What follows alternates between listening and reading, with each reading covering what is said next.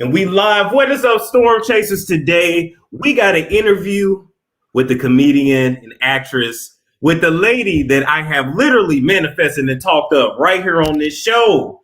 I done told y'all I wanted to know what that mouth do. I done told y'all y'all know I had to talk to her. Y'all know it. Y'all know it. So, welcome, Luenell, to the show. Welcome to the show. Thank you, Storm. Now, I do want to say kudos to you for pushing through everything. You know, you're pushing through physical therapy. You got a lot going on. And so I say you are a woman that's always working, like always. Thank you. I am booked and busy, even in the quarantine, even through my physical therapy. You know, if I don't do one thing, I'm doing something else. I always have multiple streams of income, baby. Always. Hey, you know, I'm new in the game, so I'm definitely learning how important that is. Because it's like one day that faucet can be running, and the next day it's like, oh, okay, we don't have that. That's right. And so I'm gonna just get right on into it because it's beautiful that I'm speaking with you. Let me ask you, Luenell, why do you think you don't get your just due in this industry? Well, there could be several reasons. I don't know. I know that I don't. Well, I think that I don't roll with the clique. With the Taraji Gabrielle. I don't roll with the clique. I live off Crenshaw Boulevard in Los Angeles. I don't live south of the 10 freeway, which is a vein that runs through Los Angeles and separates the haves and the have-nots. I live down by Nipsey Hustle territory, and if I were able to move and maintain my lifestyle, I would. But I'm what they call hood rich. Like I ain't moved to the hills yet. But where I'm living, I've got everything I need. Multiple cars, and my bills is paid, and my daughter don't want for nothing, and we eat well, and I dress nicely, and still do my work and all that type of stuff. I just don't want to have. I'm fearful of doing anything that can be taken away from me. When I'm able to buy a house, I will. When I'm able, but I'm not going to buy one because people say you should have one at a certain age. I'm not going to buy one because everybody else buying one. I'm going to buy one when it's time for me to buy one and I feel comfortable in my finances to do that and not have it threatened to be taken care of me. I don't live above my means. That's a lot of people's problem. I'm not trying to keep up with the Joneses, the Johnsons, the Jacksons, and no goddamn body else. And I respect that about you. I really do. Thank you. And I also think that maybe I have not got where I would like to be because I really don't play that game. I don't play the game well. I'm a little too real. I'm not a young girl in the game who doesn't know a good contract when I see one. I have people, I have lawyers, I have a team. A lot of times people get in the industry and they don't have that. They have to develop that and they have to go through, losses till they get to where they can get people around them that they trust and it's down for them. But I've been in the game long enough where I've got a very solid team. And, if it doesn't get to my team, it's not going to get to me. So I just continue to do the work, and if the people, I'll get what God's got for me when God feels it's time for me to get it, basically. Yes. And I love that because you're one of the, I'm going to just say you're one of the few that's not going to sell your soul for a check, because when I look at comedians, the best ones is you, Adele Givens, some more Monique. And it's like the realer you are, you just it's like they're scared of you or something, and it's like you ain't got to be scared of me, just don't fuck me over and we don't have a problem. So I know. So speaking of living on Crenshaw, Nipsey Hussle's store was recently vandalized, and I just wanted to get your thoughts on that because I feel like I feel like it wasn't nobody in that hood that did that. I'm gonna just say that. That's how I feel. You know, I can only speak on it as a person from the neighborhood. I can only speak on it as a person who was there, you know, within when the aftermath to the murder happened, who was there to see what it did to my community. And for someone to put their life on the line, you know, it says sacrifice, hustle paid the price, you know. And for Yes, sir. someone to put their life on the line for the hood, and not just their hood, but for all hoods, you know, Nipsey's the only funeral procession I've ever seen go 25 miles in a funeral procession through every hood, whether it's Bloods or Crips or anything, to pay homage to the hood and the street. And so for somebody who really wanted, you know, I did videos with YG and stuff with Red and Blue, and you know, who really was about trying to uplift the community and bring people together. It was bad enough that he got murdered. It's Yes. bad enough that his granny and his mama and his girl and his babies have outlived him. That was bad enough. But then to disrespect, it was already getting disrespectful because people were using it as their own tourist attraction. You know, there were people out there that was selling merchandise that was bootleg and smoking weed and getting drinking and kicking it like it was some kind of park. But this is which, you know, people grieve differently, and the hood grieves differently, and you know, maybe that was part of our hood grievance, uh, you know, processional. But to disrespect it in that way, and then they had to block off the alleyway where the murderer escaped, and then for somebody to cut through the gate, which they had to put up the gate just also to preserve the place where our leader was slain, and then to go in and destroy the store and all the adjoining stores and spray paint in there. You know, there are people that will pay the price for that. You know, that's some real hood shit. Yes, ma'am.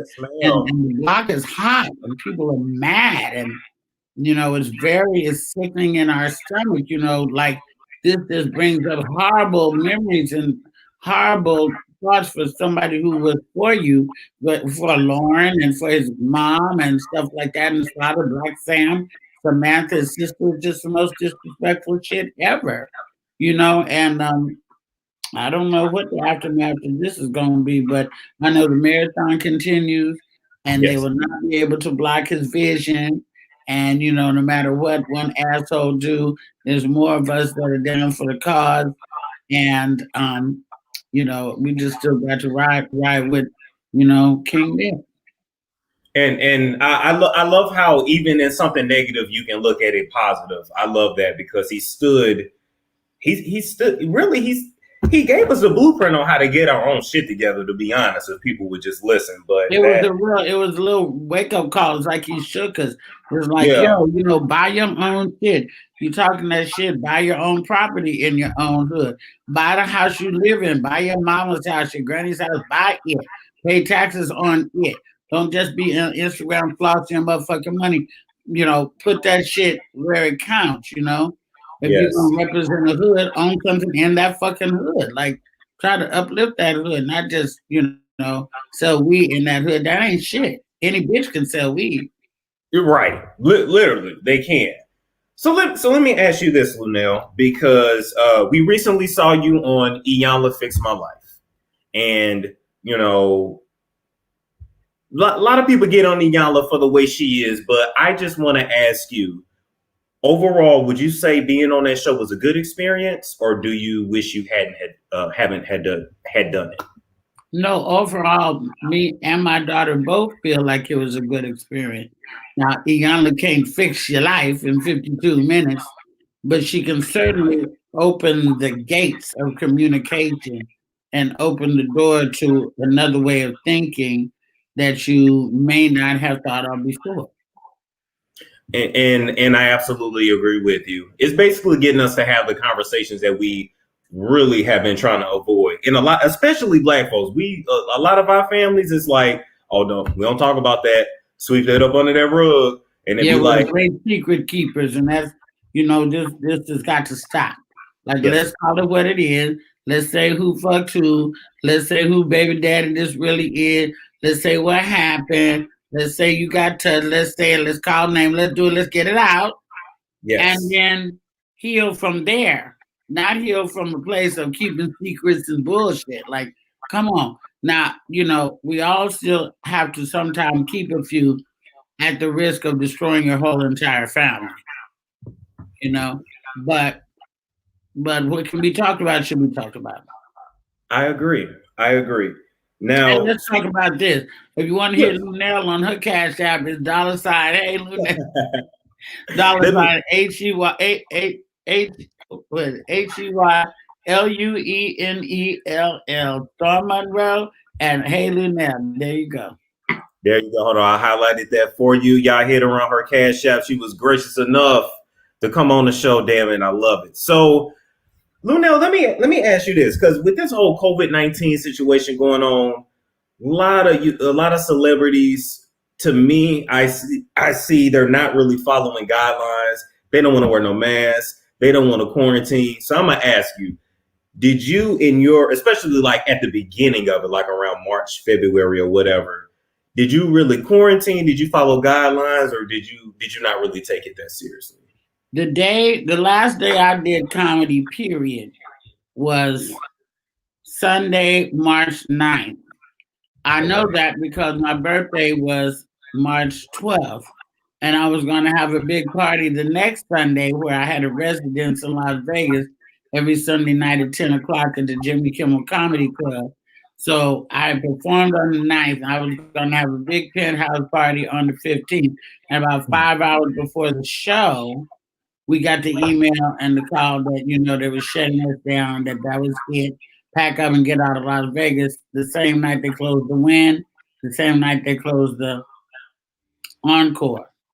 Okay, Mm, and the people that were in my room that night, we went ahead on, and it was under 12 as well as about maybe 12 people because I don't have everybody up in my room. Okay, I'm not Uzi and no shit like that. I got not a hot 9, 12 people at any given time. If I have a party bigger than that, it's out somewhere. It's not in my room. okay. So we had our little food, we had our little drinks, and we did our little socializing. And the next day, we did what they said: packed our shit, got the fuck out of Vegas, went up in the house, and stayed there. I have an assistant. She was the one who was standing in line, getting the toilet paper, getting the tissue. Bring me this, bring me some food, go give me that. Wa- wear gloves, wash your hands, take off your shoes. So I stayed in the house, period. And I Okay. haven't done any live comedy shows since then. And I don't have any plans on doing any live comedy shows unless, I can be guaranteed of my safety and the money and the safety of the individuals coming to see the show. I will be doing these though, and I will be doing, I have things coming out like the Iyanla. I have a episode of Ghost Book Power Book 2, Ghost. Okay. And I Okay. have, of course, the wonderful sequel to the original Coming to America, The Quest, which comes out, thank God, on Amazon Prime, not in the movie theaters. Paramount sold it to Amazon Prime, and that'll be able to be seen at home with your popcorn, scratching your balls, or whatever you need to be doing on the couch, rather than going out to a movie theater skirt. You might get the COVID and covered up in your mask and not being able to get popcorn. I think the best thing they could have done was sold it to Amazon Prime. So now everybody who wants to see it gets an opportunity to see it. I did what they told me to do, and I continue to do that. I'm in Texas. It's high numbers out here. I had to come out here to have knee surgery. I'm staying with my sister and my family, and I'm not effing around. Mm-mm. I don't blame you. I don't blame you because it's really not worth it. And we see we see a lot of celebrities. I'm not gonna name no names, but they say, "Oh, this shit ain't real," and then 6 weeks later, y'all, I got it, and it's just like, well, I mean, what did you expect? Or we see some of them out in pools with the Kardashians, and then it's like, you should have had your ass at home, but that's neither here nor there. And so I know what I wanted to get into now is some that's a little, get just a little bit messy here. Let me ask you, have you caught up with the whole Gucci Mane and Jeezy issue thing? Have you caught up with that? Why in the hell are they doing a versus battle with two men that hate each other's guts? Like, why? Besides money, but why? But why? There is no other reason besides money. You know, it's risky. There's really some bad blood there. You know, there was a life lost. And I don't know, maybe this is the new millennial, rap battle. I don't know. Maybe Jeezy, being that he's engaged and everything like that, maybe he, is trying to be more mature in it. And maybe Gucci, he's a married man expecting a new baby. Maybe it's not going to be the mess that we think it's going to be. I'm usually a pessimist. I'm usually gonna be like, that shit gonna be fucked up. Somebody gonna die. Everybody get down. But Yes. I'm be an optimist in that, like, maybe it's not gonna be like that. Maybe they'll just use it for their talent. It could be a great promotion, and is a great promotion for both of them if nobody can get hurt. Suge's locked the fuck up. Pac's gone. Like, get the fuck out of here. I mean, I see them going at it on IG, and I know a lot of that is to keep up promotions and to get people interested. But I'm like, these are your hair look good, believe me. Yeah, you but getting with the curl. Oh, I see the curl. You got you like a curl sponge or something? No, this is just I got that good. Oh, okay, look good. Okay, Luenell. So you know what? I had blonde hair, but it was always very short. Yes. And this is my quarantine, letting it grow out. I don't know where I'm going with it, but I'm just gonna let it grow out since just trying to do something. I like it. I'm not mad at it. So let me ask you this, Luenell, because I just want to know. I ain't saying I'm trying to shoot my shot. No, I'm just kidding. But I'm just saying. You have an energy that just draws people to you and draws me to you. I don't know what it is. Like, have you ever been told that before? You have like a seductive energy? Only 100 million times, baby. I think that there's an attraction to people who are real. Of course, I'm funny. I don't have to be funny on stage. I'm really funny. I don't want to try to be funny when it's not trying to be funny. We're going out to dinner. Don't expect me to be freaking on stage. I want to be looked at as a woman that's out to dinner. Don't ask me to be clowning the chick because I charge for that. You want to show motherfucker, then break bread. Right. But I think that I have a vulnerability as well that's even been heightened now because of the show.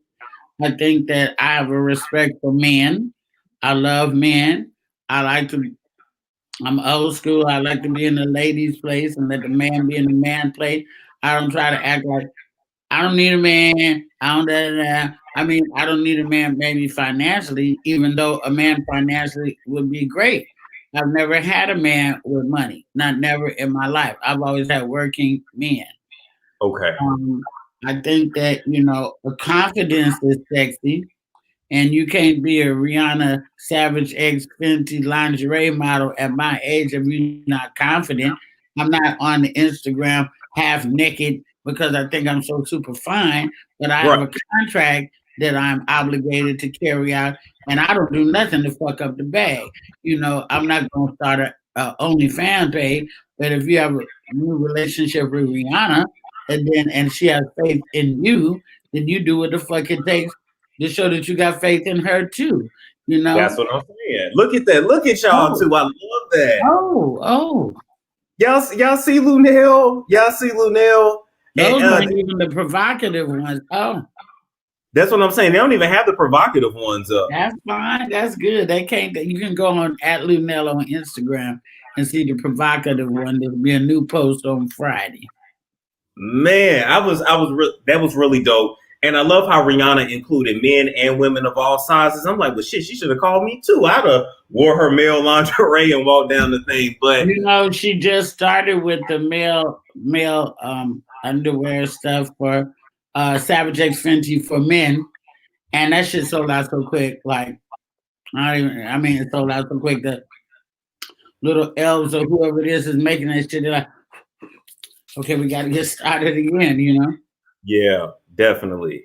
So tell me, really surprised. Let me just say, I met her on a personal level.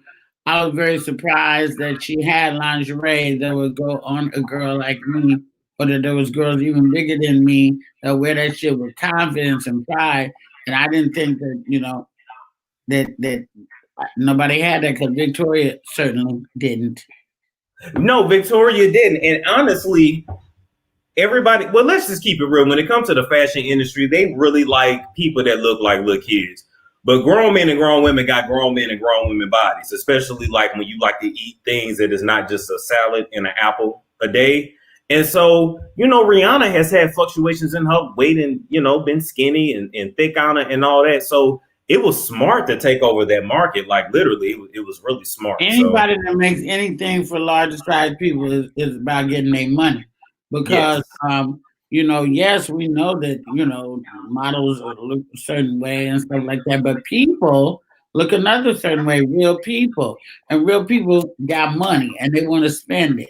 And so if you make something that appeals to real people, then you're going to get, you're going to get paid. You really are. You really are. So, Luenell, we have literally been bombarded with so much information about this election. Is it Trump? Is it going to be Biden? Trump say Biden lied. Trump say Biden is committing voter fraud and all kinds of other stuff. And so I want to know from you, how did you feel when Kamala Harris was, when she became, the vice president elect? Like, was that a proud moment for you when that happened? It was absolutely a proud moment for me. She's from Oakland, where I'm from. She went to UC Berkeley. She went to HBCU. She, pledged. She used to date Montel Jordan. She's got a great smile, great laugh. She's educated. She got her degree. She's worked in the system, worked her way up. She don't have no scandals. People will be like, oh, she, sent more people to jail than anybody. Well, she can't send nobody to jail. She's just prosecutor doing her job. We need to vote out the judges to send motherfuckers to jail, and vote in the judges to have a little bit more compassion and stuff like that. And it's more than her or whatever. And so I'm just proud that she's there to show other little black girls what they can do. You do not have to grow up to be a stripper. You do not have to grow up to be a rapper. You can join the biggest gang there is, and that's politics. You want to be a thug? You want to be a gang member? Get into politics. And let's see what you can do in your city council. Let's see what kind of thugging you can do in the Senate. Like, let's go, People that are going to college and getting their degrees don't get all the shine. That's because the white folks control the news media that we get as well. But if you do your research and you see that there's young black and brown children that is coming up that's going to take over the world, and you know what it is. This shit is not going to be solved in my lifetime, but it might be solved in my daughters or her daughters. It's going to take a while to get things together. It really is. But I like that black people now, or at least more cognizant of really what we really need to do to make our own community. I just hope that we got lost for a little bit there. I hope that Joe Biden is able to withstand the pressures of the presidency. But if anything should happen to him, God forbid, then, Kamala would become the first black female president of the United States of America. So we're going to pray for Joe Biden. But if anything should happen, I mean, I think that was the plan anyway, but I'm going to leave that there. So in this year, it's been a whole bunch of change going on. And I see what y'all saying about Bobby Brown. We're going to get to that in a minute. Just hold up. Well, let's just get into it now here because they keep posting it. So Bobby Brown's oldest son just died. Like that's breaking news. And you know, Bobby Brown has had it rough. Like he lost Bobby Christina, now he lost the oldest one, Bobby Jr. And I really hope somebody go around there and check on Bobby. I really hope they do. I'm going to keep my comments to myself because he is a personal friend of mine. Oh, okay. And I know other things that I can't talk about on social media. But we just really have to pray for the brother because it's hard enough to lose the child, but to lose the mother and the child, like the relationship just didn't exist or something. You know, to lose Whitney and to lose Bobby Christina, then to lose two children, his son. You know, and you know, how much can a brother take? You know, like we just got to keep him in our prayers. Right up there with Sinbad, you know, my brother Sinbad. We got to keep him in our prayers right now. And I mean, for real. I mean, don't just say you're gonna pray and don't fucking pray. Like actually pray for him. Yeah, we really need to pray about pray for Bobby and pray for Sinbad right now, and pray for all the other people who have lost family members during this COVID and stuff like that. You know, I don't even want to say happy this or that. I don't want to say happy birthday. I want to say happy Thanksgiving because it's not for so many people. We just have to stay prayed up. And, you know, I don't care if you're a thug or any of that. We got to pray just to make it today. Hammer said it many, many years ago. And it still rings true. It does. I know one thing I've really been thinking about is, okay, what's going to be the solution to get rid of COVID-19, or at least to manage it? Because it's like every other day, it's surging in one city. Then you hear other sources that say those are fake numbers. And so, if they were to come out with the COVID-19 vaccine, which they are developing right now, is that something you would take, or is that something that you would kind of be leery of? What? Are you crazy? I'm not fucking with the motherfucking vaccine. I know what the Tuskegee experiment was all about. You know, there is stuff in every Black woman's kitchen that can keep you from having to get on a ventilator or do any of those trips to the hospital if you have COVID-19. If you boost your immune system, if you take your vitamins, if you eat more fresh fruits and vegetables and juice, if you eat citrus fruits, if you drink hot teas and you do what they say, and you know, like Black folks used to rub mentholatum on your chest and put the towel in the hot water and all that stuff really still works. Put an onion in your shoe, whatever your grandma and them told you to do all that shit. But these vaccines, you know, and then they were, I think at one point they were trying to say, we want the minorities to take it first since they've been the hardest. When the fuck did they start caring about us? Really? Like, you think they give a fuck about us? Like in real life, they like we want to save you Black folks and you Mexicans so we can fuck you up all healthy and stuff. No, I don't believe the hype. You can take the vaccine if you want to. You can give it to your children if you want to. But me and mine, no, fuck that. No. I'm not taking it. I was looking at some of the ingredients on it, and one of the ingredients can apparently like alternate your DNA. I'm like, nah, that sounds like some end of the world type stuff. I'm good. I'm just gonna take my herbs, and drink tea. Yeah. Yes, and drink plenty of tea. I'm good. I'm good on all that. I like to get different people's take on that, because some people say they taking that vaccine. They don't care. That's good. I hope they do. The people that want to do it, I hope they do it, and I hope they feel secure in doing it. But with a government that's been run the way it is now, with and you got to realize that the news we're being fed is the white news. It's the white news. So you got to take that with a grain of salt too. So stick to your Roland Martins. Find listen to some of these people on the Instagram. Not everybody, but there are some really valid Black doctors and stuff that have things to say. I don't know. To each his own. If you want to take the vaccine, I certainly think that having it available for you is a great thing. But you barking up the wrong motherfucking tree if you think me and mine is fucking with it. And my sister is a nurse, and she ain't fucking with it. I hear you. I'm right there. I'm just like all the other things you can do for prevention. I'm a pass on that. So now at this point, I did want to ask you about this. So R. Kelly's not role manager, but his manager actually just got indicted for stalking one of the victims, but it was a victim that was like anonymous Jane Doe or whatever. And so I had this thought. I wanted your opinion. I had this thought that everybody needs to be arrested, like everybody in that camp. Like if R. Kelly's going to go down, he didn't do all that by himself. So what are your thoughts on that? Because I feel like he didn't just took the fall, and it's like we just going to ignore everybody else that was buying plane tickets and hotels and buying this and buying that. What do you think? I think exactly what you think. Do you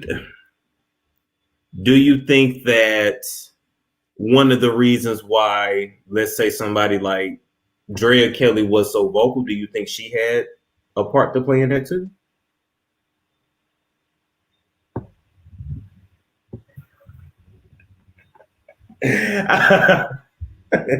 You see, I'm just asking.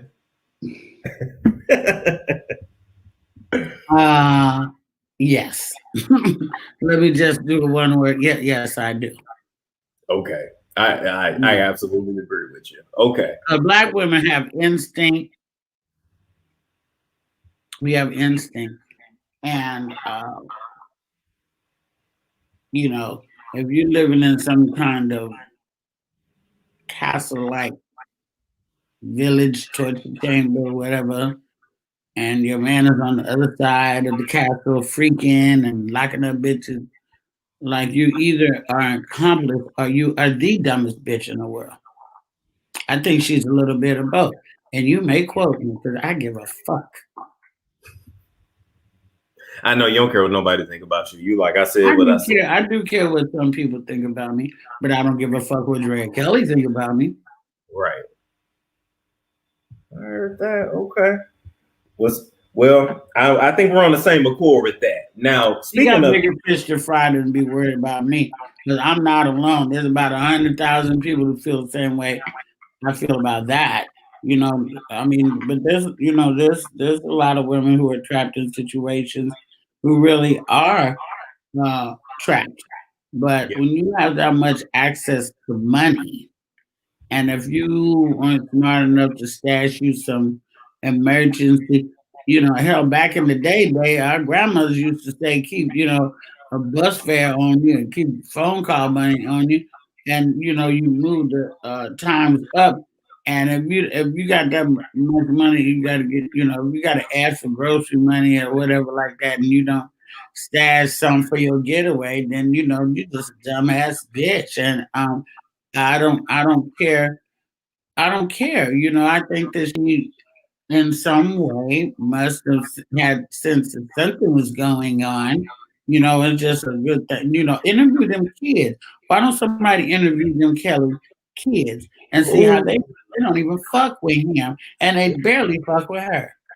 Some that's their mama. Even as ratchet as you can be, people love their mama, no matter how ratchet they can be sometimes. So, I can't blame the kids for loving their mama, but ask them how they feel about daddy. That would be a damn good interview if you could get them to do it, because the oldest one changed her name. She's like, I want no ties. Don't call me Joanne. Really? Oh, what a surprise. Really? She said, my name is not Joanne. My name is, what she changed it to? Boku something, like it's some African. I want no parts. And so I would love to have a conversation with them, because people like to act like because your kids are little, they don't see the shit that you're doing. Those kids were there. Yeah, I found that out. I wasn't trying to be funny with you, but it's true. It's true. Oh, damn, that would be good. Okay, so moving along from that, I would like to know your thoughts actually on Wendy Williams. Okay. And I asked you this because she recently threw Blac Chyna under the bus.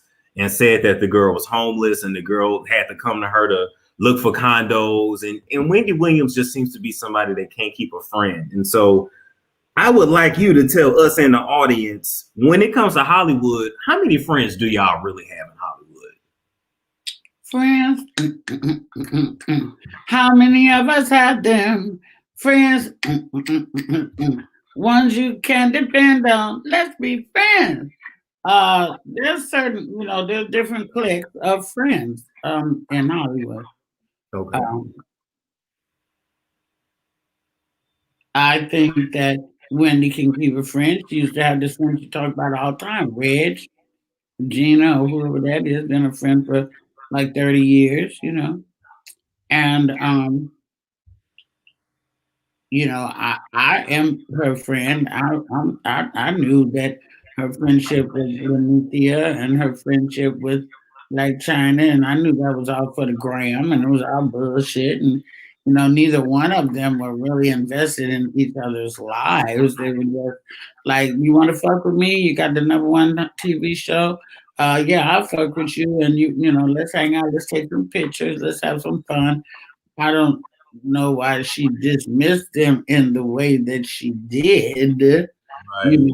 Like you could just simply not stop fucking with somebody. But if you're fucking with a woman who got the #1 talk show on television, who has been her own hot topic, you think she's not gonna talk about you?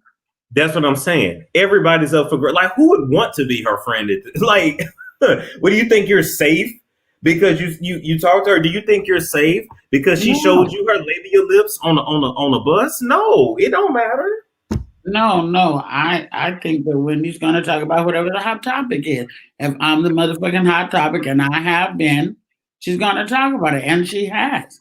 If you don't want to, if you can't stand the heat, get out the motherfucking kitchen. That's the price you pay. But see, the thing is, like for Wendy and I, is that I didn't pursue our friendship. She pursued mine in the fact that we became friends through me helping her do her comedy act when she was back there doing the things at the NJ and stuff like that. And our friendship started from there. It wasn't like me, Wendy, be my friend. She blessed me with asking me for my advice, and I just continued giving it outside of comedy. And she knows that I don't pull no punches with her, or if I was friends with anybody. I wouldn't lie to you, Storm. I wouldn't want you to, because you keeping it real with me is only gonna help me get better. If you lie to me, I don't have me looking crazy. I would rather my friend hurt my feelings than me go out in public. Absolutely. And I'm like, damn. That's me. Yeah. Oh. And then if you want to go over what I told you, don't have to follow what I said. But if you go over what I told you and then some shit happened, try to tell you. I like that. Now, speaking of you helping her, because she has a career where you incorporate comedy, but it's not necessarily a comedian. So tell us, I feel like just because you're funny doesn't mean you can be a comedian. But am I totally off base when I say that? No, you're absolutely right. Okay. Just because you're funny at the cookout don't mean that you can be a comedian. When they say, no matter whether your kid has a cold, no matter if your stomach hurts or if you have to run tomorrow night for an hour, be funny, period. Yeah. It's your job. Being a comedian isn't being funny when you want to, it's being funny on demand.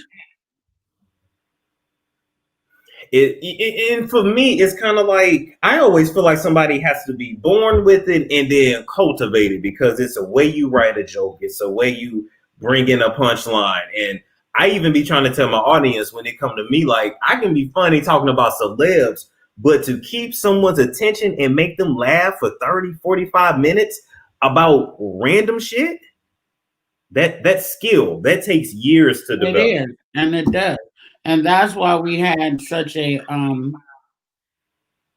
issue when the Instagram comment came about, because I feel like I've had to take back some things that I said in the past because some of them are very, very, very talented.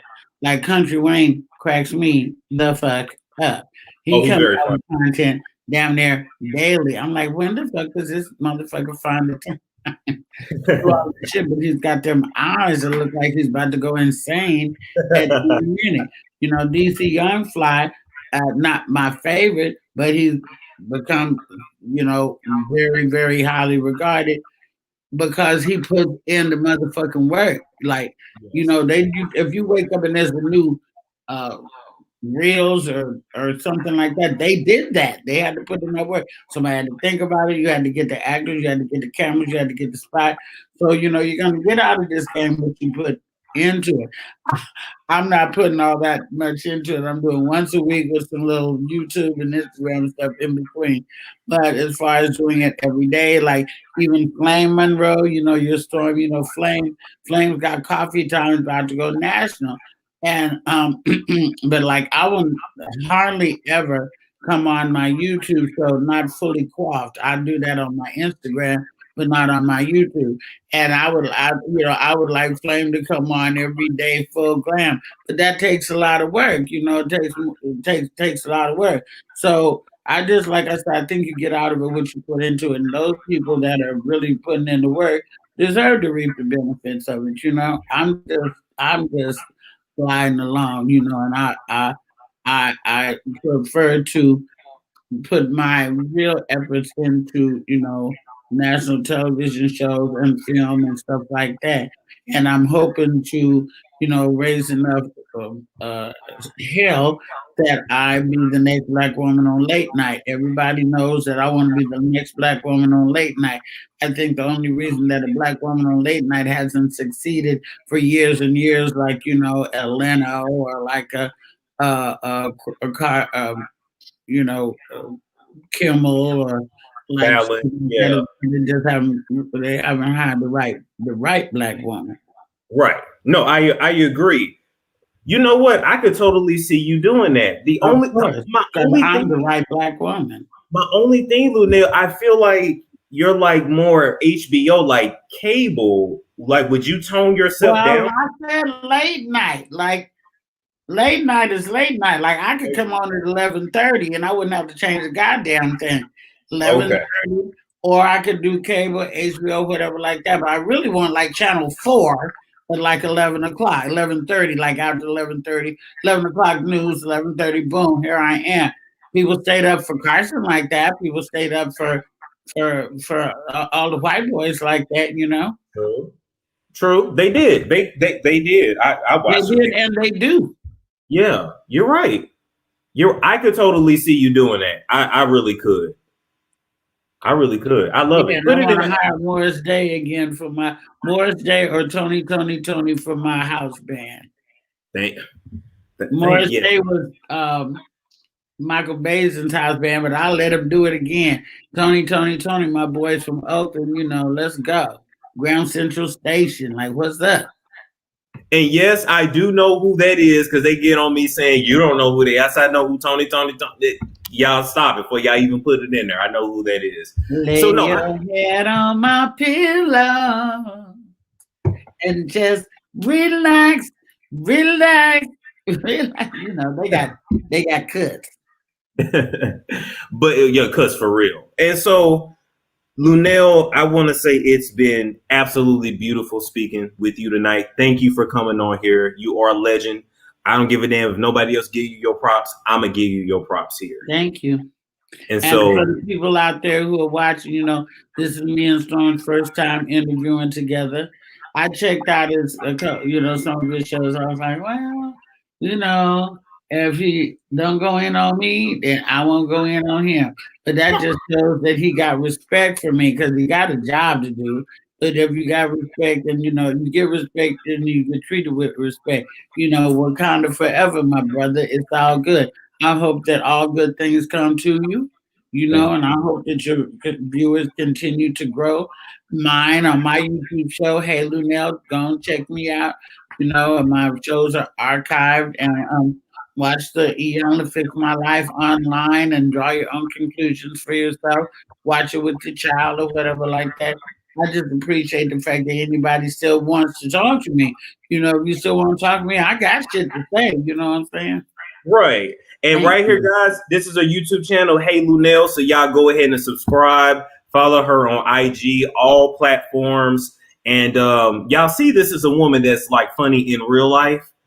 Some people, they only funny for 59 seconds. This woman is funny for real, for real. So check her out and support her. And so I wasn't gonna go in on you. I invited you to the show. I don't do that. And I accepted it. Here I am. I appreciate that. I really do. I really do. Well, congratulations on your weight loss. Not struggle but journey. Because I seen you one time and you was talking about, look at this, look at this right here. So congratulations. I know the fight, bruh. I'm fighting it myself. I looked kind of motherfucking. There was 3 people on that Iyanla. It was my daughter, me, and my motherfucking chin. I'm like, oh damn, bitch, you. Luckily, since I had my knee surgery, I've lost a few pounds. I hope that it continues because I'm gonna continue with my physical therapy. And we just need to get healthier and better. Black people, we are the kings and queens of the motherfucking earth, and we need to eat more and drink more from the earth.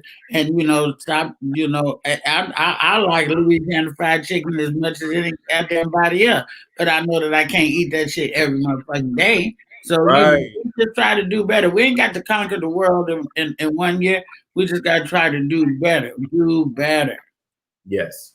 Yes, do better. One thing at a time. Let me tell you something. When it comes to these damn cameras, Luenell, you know where they get you? It's the side view. I hate the fucking side view. That's what they were doing on Iyanla. Yeah, they were shooting me from like this. I'm like, oh, you motherfuckers. I knew it. I'm just like, can you just come in the front of me or something? Can we get up here so I can do like that? Thank you, Luenell. You have a good night. I know you're tired. Go to sleep, get some sleep, and we will be in touch. And I know one day I'm gonna manifest it. I will meet you in person. I know I will. Someday we'll be together. Good night, Luenell. Thank you. Bye-bye. I don't know how to do this. How do I go? Oh, I got you. I got you. Yep. See you later. Okay, bye. Bye-bye. Y'all see that, boy? Y'all better give me my props. I done had Luenell on here. I didn't talk to Roseanne. Y'all better give me my. Y'all better stop playing with me. Y'all better stop playing with me. Do I have to show y'all how to manifest your dreams? Do I have to show y'all everything? Do I? Come on now. I'm just saying. I'm a bad mamma jamma. I'm a bad mamma jamma. That's all I'm saying. It's very true what they say. When you put it out into the atmosphere, it will come true. So speak things, mean them. Bam. Bam. Anyway, love you guys. Like, comment, subscribe, share if you care. Check out my backup channel, Storm Uncut. I'll probably go live like some tonight, something like that. Just talk stuff. I think that's all that's going on. We got more interviews to come, more entertainment, more everything. I'm getting flued out this weekend again. I'm kidding. I'm flying myself out. But no, getting flued out again. And so, I'm still going to be kicking it with y'all this weekend, even while I'm out being safe, but kicking it. And so like, comment, subscribe, share if you care. And